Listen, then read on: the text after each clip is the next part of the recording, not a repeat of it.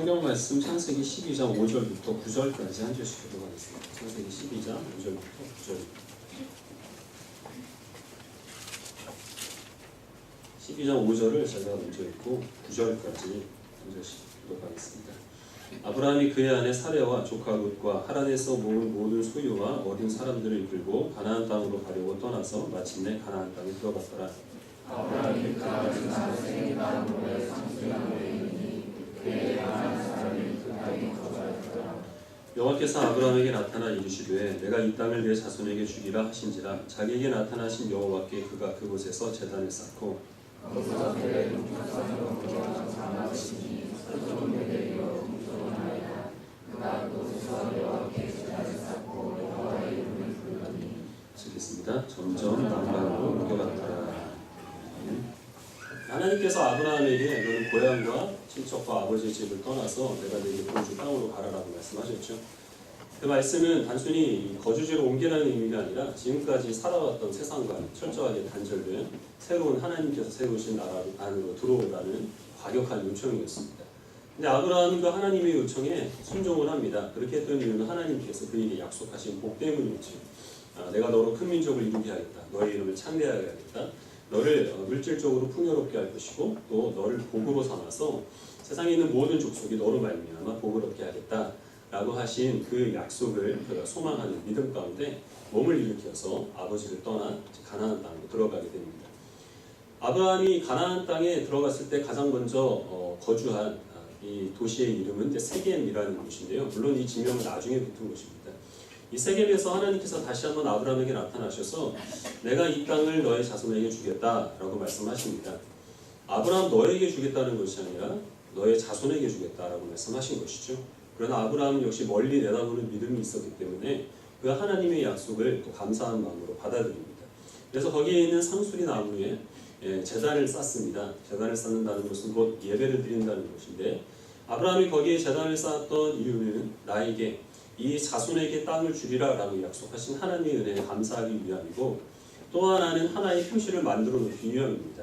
하나님의 약속이 성취가 되어서 실제로 그의 후손들이 이 세겜 땅을 차지하게 되면 그것이 우연히 일어난 일이거나 아니면 이 이스라엘 백성들의 스스로의 능력으로 그 땅을 차지한 것이 아니라 하나님께서 약속을 지키신 그 결과 그들이 그 땅을 차지하게 되었다는 사실을 이 쌓아놓은 제단을 보고 이스라엘 백성들이 확인을 하라는 것이죠.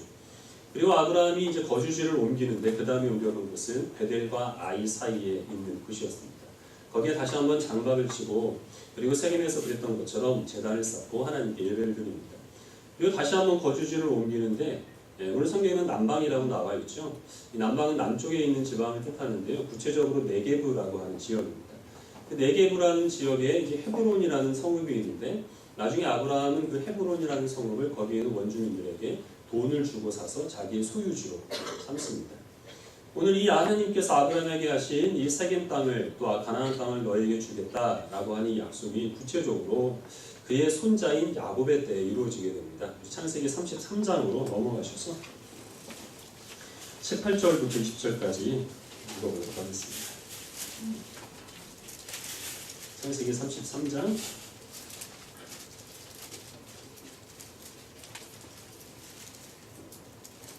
18절부터 20절까지 한 절씩 읽겠습니다. 18절을 제가 먼저 읽겠습니다. 야곱이 밧단 아람에서부터 평안히 가나안 땅 세겜 성읍에 이르러 그 성읍 앞에 장막을 치고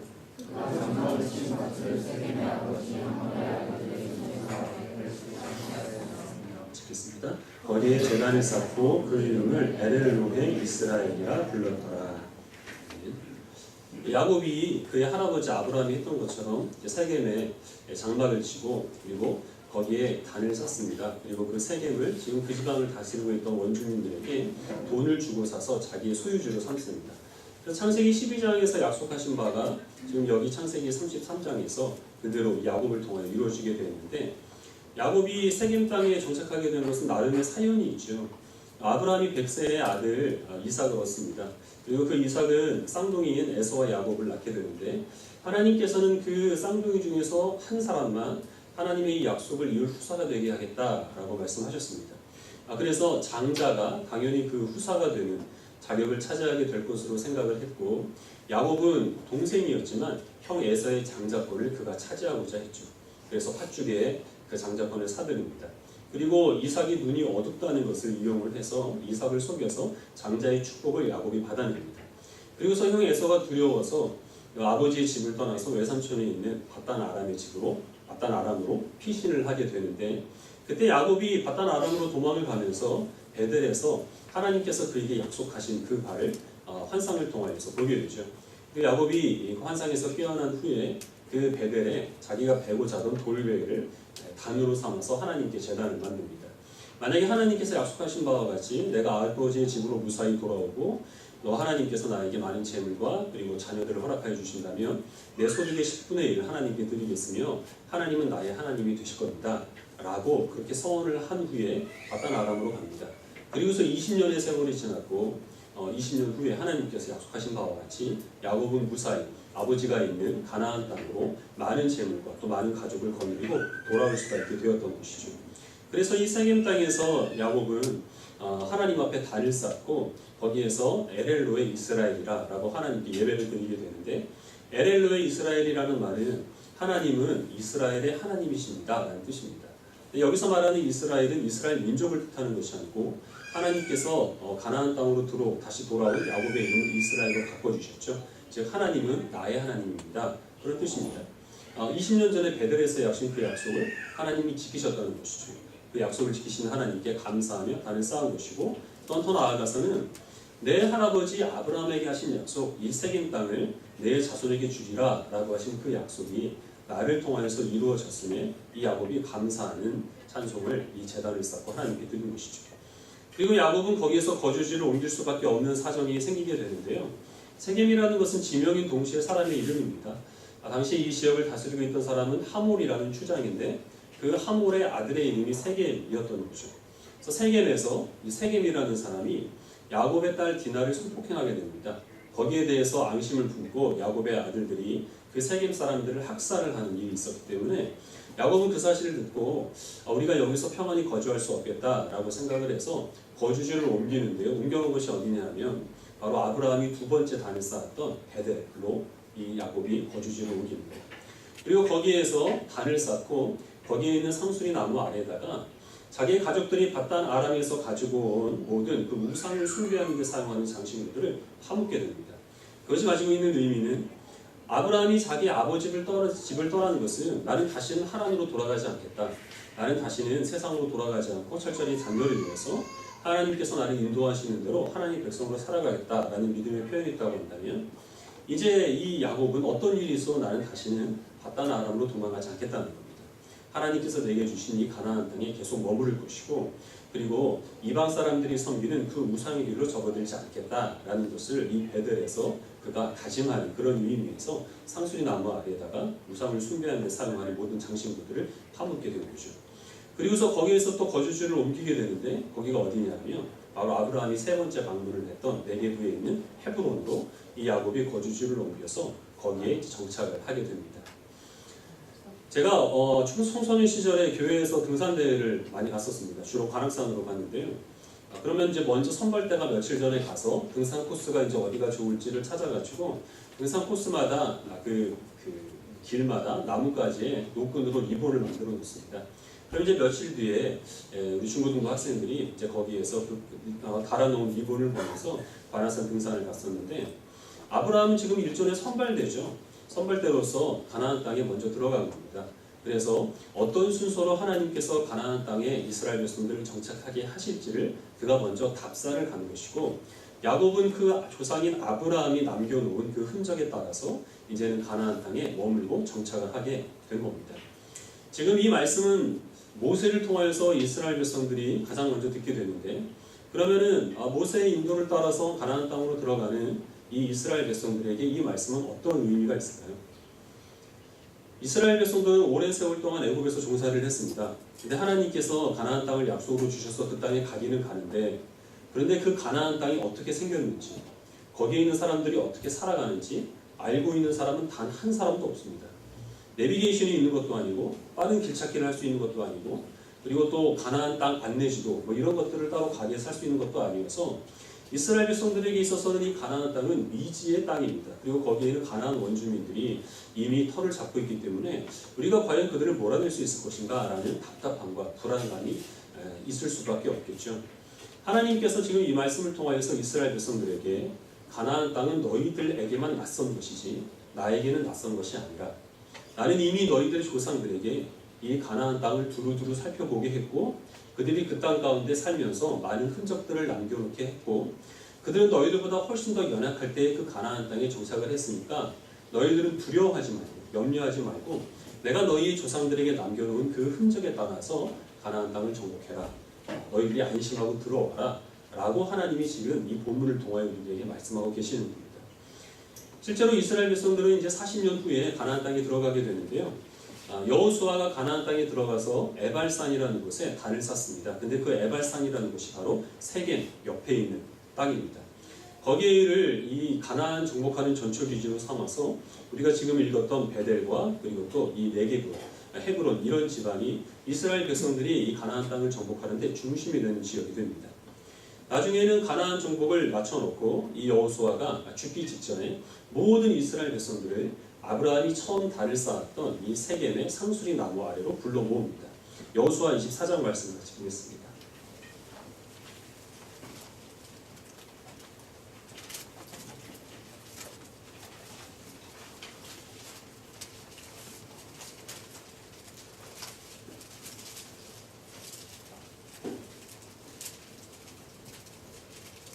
여호수아 24장 25절부터 28절까지 읽겠습니다.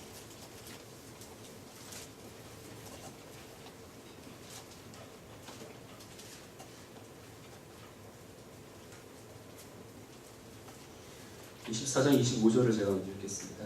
그날에 여호수아가 세겜에서 백성과 더불어 언약을 맺고 그들을 위하여 율례와 법도를 제정하였더라.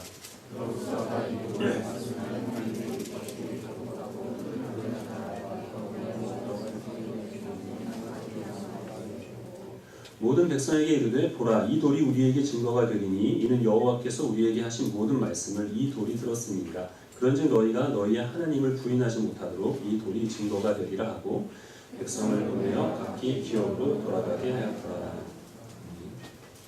24장 앞부분을 보면 여호수아가 세겜의 이스라엘 백성들을 다 모아놓고 거기에서 하나님께 대한 순종을 촉구를 합니다.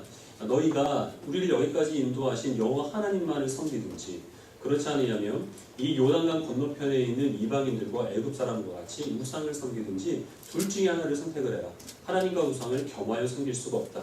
나와 내 집은 오직 여호와만 섬기겠노라. 그때 이스라엘 백성들은 우리도 당신과 같이 하나님만 섬기겠습니다.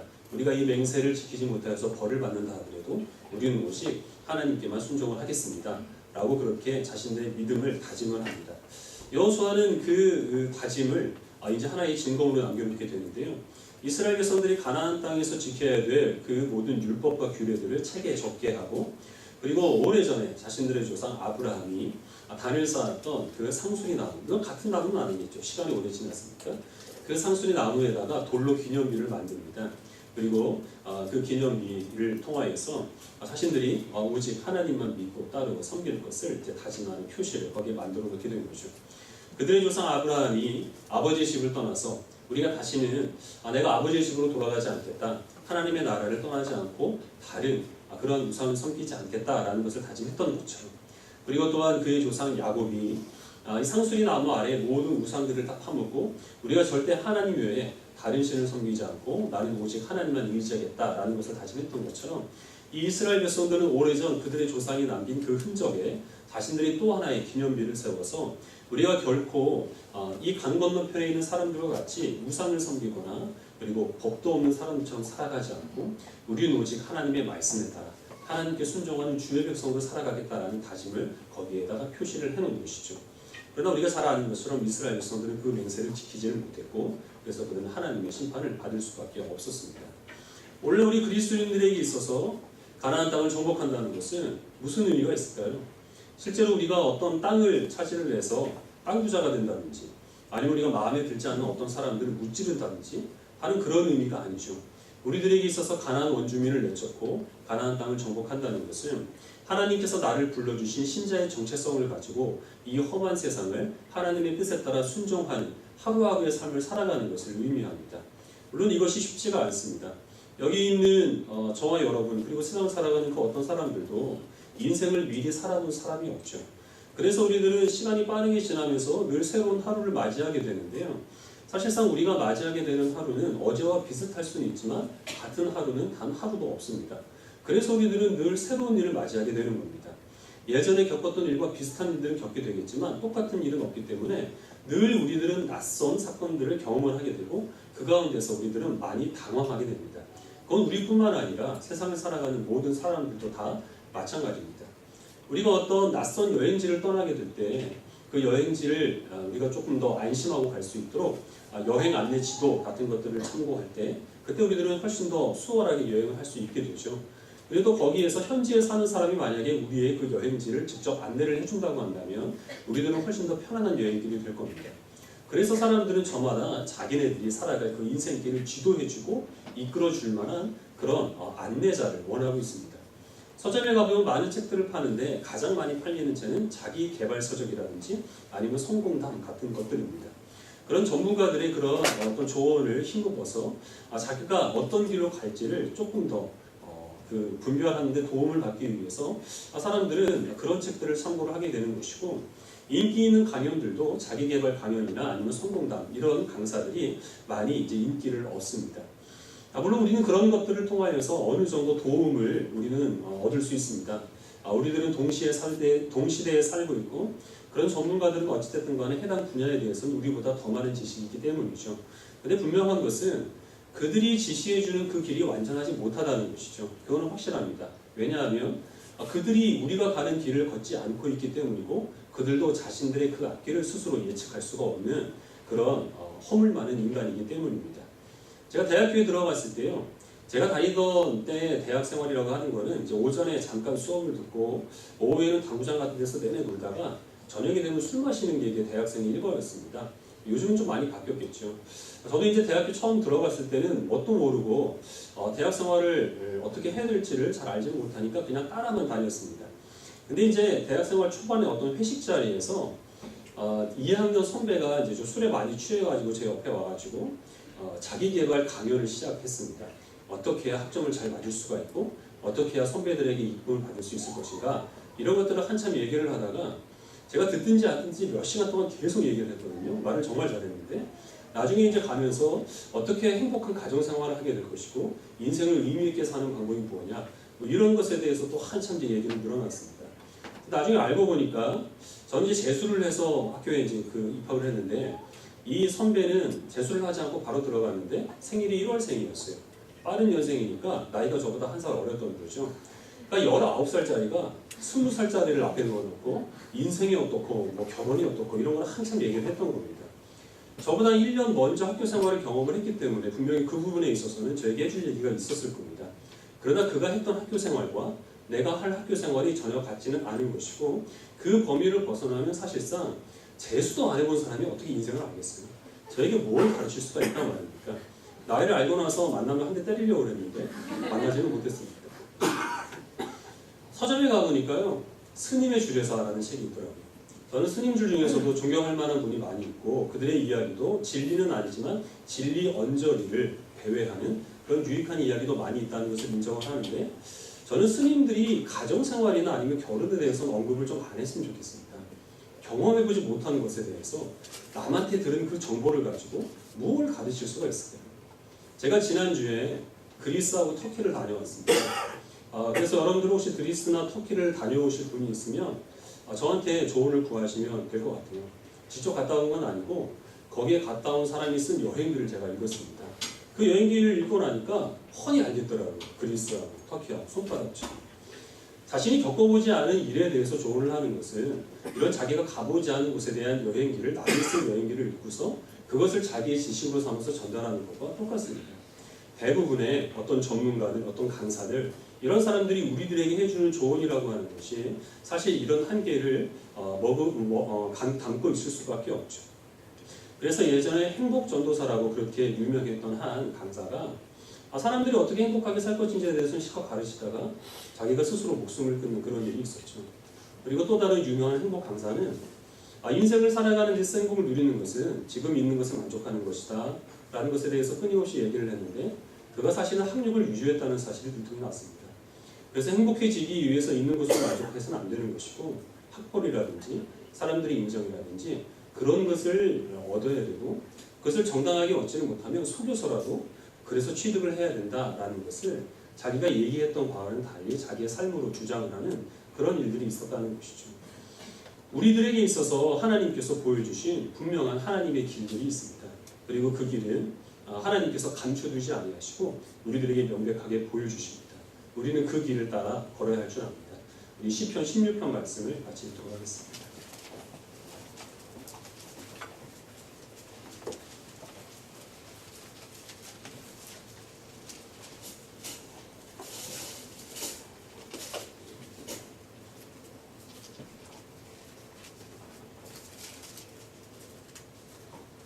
시편 16편 1절을 제가 먼저 읽겠습니다.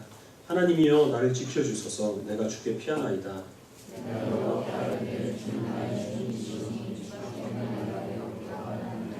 땅에 있는 모든 성도들은 존귀한 자들이니 나의 모든 즐거움이 그들에게 있도다.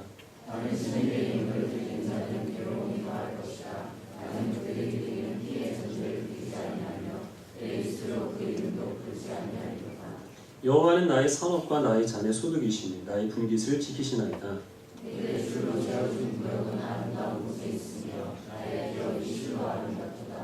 나를 훈계하신 여호와를 송축할지라 밤마다 내 양심이 나를 교훈하도다.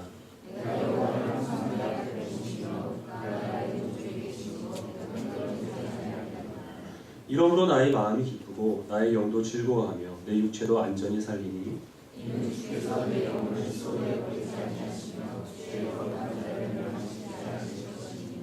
자, 주께서 생명의 길을 내게 보이시리니 주의 앞에는 충만한 기쁨이 있고 주의 오른쪽에는 영원한 즐거움이 있나이다.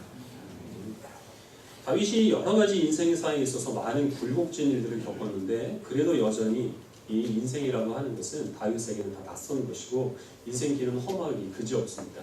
그래서 그런 불안한 심령을 다윗이 하나님께 아뢰죠. 하나님 나를 지켜주소서.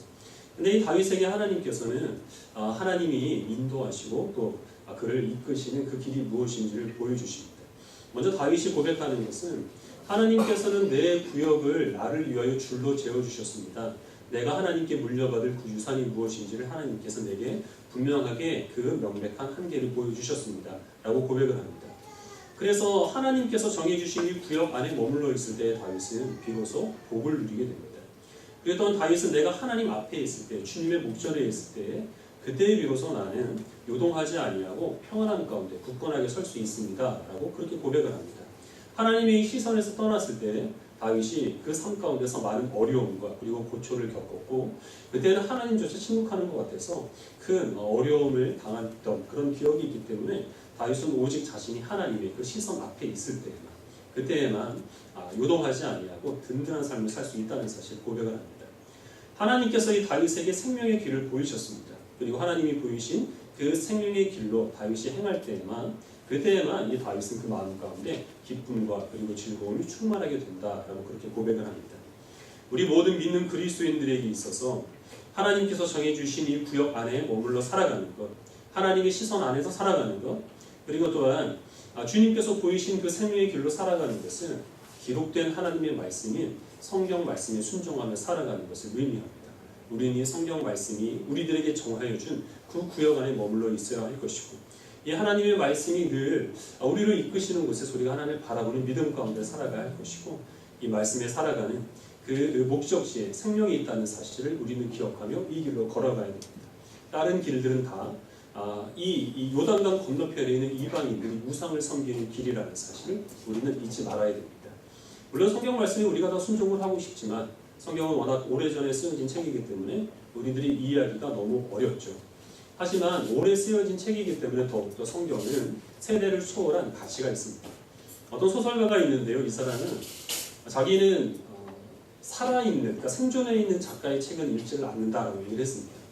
왜냐하면 자기가 읽을 만한 그런 가치 있는 책은 시간의 검증을 받아야 되고 그리고 많은 사람들에게 인정을 받아야 되는데 그것은 적어도 그 작가가 죽은 사후에 일어나는 작업이기 때문에 생전에 있는 작가의 책은 어떤 그 인정할 수가 없다는 거죠. 그래서 읽고 싶은 책이 있는데 그 작가가 아직 안 죽었어요. 그래서 오래 살아요. 그러면 그 사람이 죽기를 간절히 기다린다고요. 그래도 안 죽으면 뭐 그 사람이 마시는 커피에다 독을 탄다든지 뭐 그렇게 되면 재미있는 영화 소재는 되겠지만 사실은 그렇지는 않고 어쨌든 그 길이 정말 안전하고 그리고 확실하고 든든한 길인가라는 것은 많은 사람들이 다녀서 그 길을 어느 정도 다진 다음에야 그대안에 그 길이 확실한 길로 우리들에게 인정받을 수가 있다고 하는 것이죠. 성경 말씀은 오랜 세월 많은 하나님의 사람들이 그 길을 따라 걸었던 길입니다. 우리는 물론 그 길로 가고 싶어도 구체적으로 우리의 삶 가운데서 어떻게 해야 이 말씀에 순종하는지 알지 못하기 때문에 하나님께서는 이 성경이라고 하는 자세한 안내서와 동시에 성령님이라고 하는 친절한 안내자를 우리들에게 붙여주셨습니다. 여러분들이 날마다 성령 하나님의 도우심을 구하면서 성경 말씀을 일정한 부분만큼 읽으시기를 바랍니다. 그럼 그 하나님께서는 하나님이 우리들에게 보여주시는 생명의 길이 무엇인지를 확실하게 알게 하실 것이고 매 순간순간마다 우리가 당하게 되는 낯선 그런 사건들 가운데서 주님이 기뻐하시는 뜻대로 행하는 것이 무엇인지를 우리들에게 알려주시고 그 길을 행할 수 있도록 도우실 줄로 믿습니다. 하나님께서 도우시는 이런 모든 도우심 가운데서 우리들이 가야 될 길을 믿음 가운데서 찾게 되기를 간절히 소원합니다. 우리들에게는 세상의 어떤 가르침과는 다른 하나님께서 보여주시는 이 은혜의 말씀들이 있습니다.